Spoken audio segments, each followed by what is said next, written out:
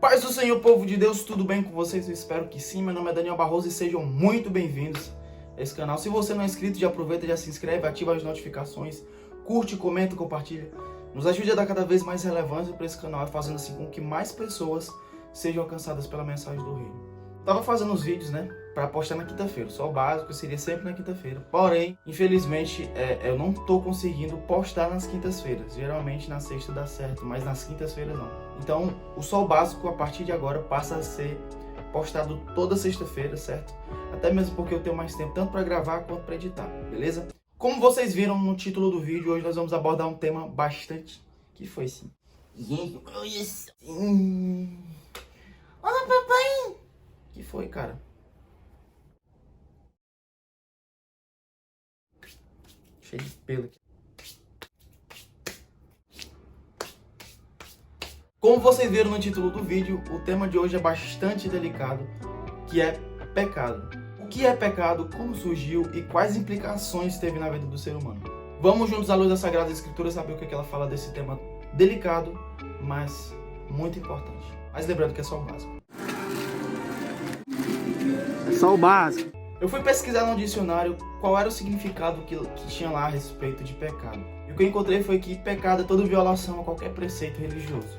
Já a Bíblia apresenta pecado como sendo toda e qualquer transgressão à lei de Deus. Nós encontramos uma boa definição de pecado na primeira epístola de João, no capítulo 3, no versículo 4, que diz: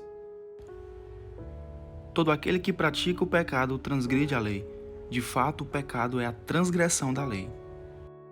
Então, dentro de uma definição mais resumida, a gente pode dizer que pecado é o mal moral existente no homem. Embora a Bíblia ela aplique a definição de pecado aos mais diversos contextos, tem dois termos que eu quero destacar aqui que eu acredito que eles configuram muito bem essa definição de pecado, esse mal moral existente no homem. A primeira delas é um termo hebraico, não sei se eu vou conseguir pronunciar corretamente, mas é shatar, significa errar o caminho ou errar o alvo. O segundo termo ele é um termo grego, que é armatia, que significa desviar-se do caminho da justiça. Tendo em vista esses dois termos e o significado, os contextos em que eles são utilizados, a gente percebe que um dos maiores efeitos que o pecado teve na vida do ser humano foi fazer com que ele se desviasse de propósito, deliberadamente, de coisas que haviam sido instituídas por Deus. Em Gênesis capítulo 3 nós temos o relato da queda do homem e o primeiro passo desse desvio. E viu a mulher que aquela árvore era para se comer, e agradável aos olhos, e a árvore desejável para dar entendimento. Tomou do seu fruto e comeu, e deu também a seu marido, e ele comeu com ela. Assim como um vírus ele se estabelece no software, né, no sistema de um computador, e acaba danificando várias das suas funcionalidades, que a gente já não teve também problema com o celular, sei lá, pegou um vírus e aí abria abas que você não tinha selecionado, travava constantemente, enfim. Ele acabou danificando as funcionalidades do seu aparelho por conta desse vírus. Da mesma forma, o pecado se instalou no homem, danificando várias das suas funcionalidades. Por exemplo, a sua moral, o seu discernimento, o seu arbítrio, entre outras coisas. Vejamos o que diz em Romanos capítulo 3, os versículos 10 ao 12. Como está escrito, não há um justo, nenhum sequer. Não há ninguém que entenda, não há ninguém que busque a Deus. Todos se extraviaram e juntamente se fizeram inúteis. Não há quem faça o bem, não há nenhum só. O salmista Davi expressa no Salmo 51, versículo 5, que ele já nasceu submetido a essa condição de pecado. Isso não é algo próprio de Davi. Toda a humanidade, infelizmente, já nasce tendo a sua natureza danificada pelo pecado.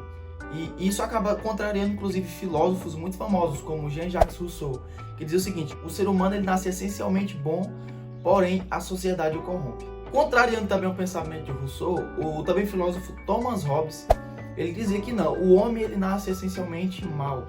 Ele é o autor da famosa frase: o homem é o lobo do homem.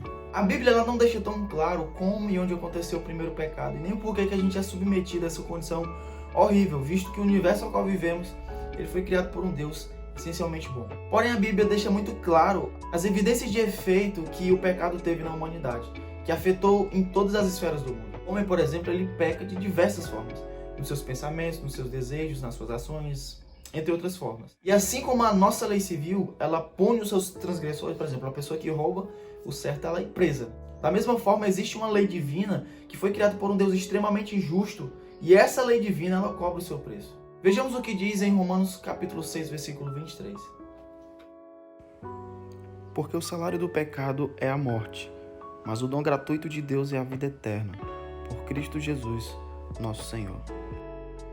Um dos maiores resultados que o pecado teve na vida do ser humano foi fazer com que ele morresse tanto físico quanto espiritualmente, é a tal da morte eterna. Em Efésios capítulo 2 nós temos um panorama bastante resumido, não só desse desvio moral do homem, do pecado do homem, a queda do homem, mas também da ação redentora de Deus para nos livrar da condenação eterna.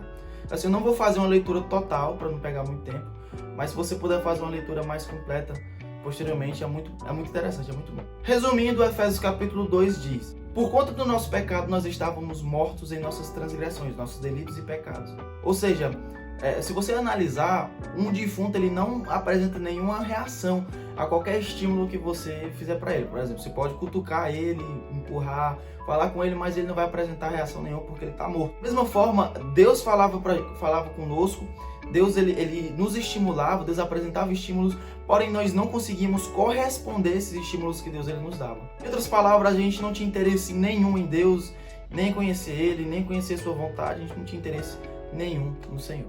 Lá também no mesmo capítulo diz que nossa vida era regida pelo próprio diabo. Nós fazíamos somente o que nossa mente e nosso corpo queriam, nós nos entregávamos totalmente e completamente, simplesmente à nossa vontade. E aí que começa a ação redentora de Deus, porque Ele sem pedir nada em troca, Ele nos ressuscitou e agora nós podemos não só interagir com Ele, mas corresponder à Sua vontade.